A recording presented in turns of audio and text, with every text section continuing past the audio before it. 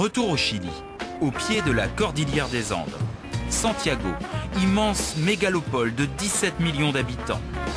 Pour retrouver un petit bout de France, il faut s'éloigner de quelques centaines de kilomètres de la capitale. Rejoindre les bordures du lac Rapel. Francisco a créé sa ferme il y a quelques années, après s'être marié avec une Française qui s'était formée chez Maryse, en Charente. Il y a une sorte de mafia dans notre pays. La bave est un commerce qui fonctionne bien, mais bientôt, si cela continue comme ça, le marché sera très corrompu. Parce que beaucoup de producteurs mettent beaucoup d'eau dans la bave. Et ça, quand les pays importateurs s'en aperçoivent, ils n'aiment pas, parce que la qualité n'est pas la même. Alors vous pouvez nous expliquer comment on fait? Non, je suis désolé, ça c'est un secret professionnel. Peu de gens le savent, alors nous devons garder le secret. Un mystère qui ne nous sera pas révélé. Seule certitude, les donneurs de bave n'y ont pas laissé leur santé. Et on peut obtenir combien de litres de bave par jour? Par jour, en principe, 1 litre. Seulement 1 litre? Seulement. Par personne? Oui, 1 litre par jour, avec beaucoup de patience.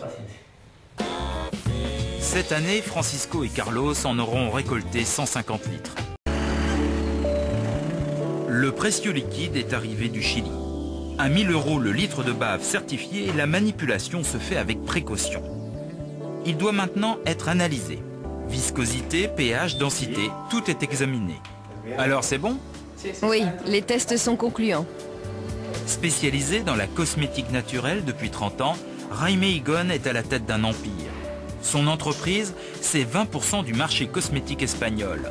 Il est le premier en Europe à avoir flairé la bonne affaire. Au début, les gens étaient dégoûtés. Ils ne voulaient pas en entendre parler. Les femmes ne voulaient pas croire aux propriétés de cette crème. Et c'est un succès total.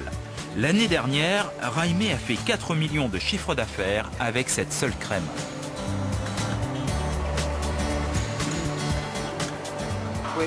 Ça a fait un carton en Espagne. La plus grosse réussite de ma vie.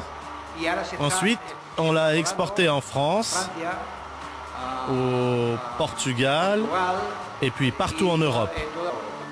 Aujourd'hui, grâce au bouche à oreille, 100 000 pots de crème sortent chaque mois de ces chaînes de production.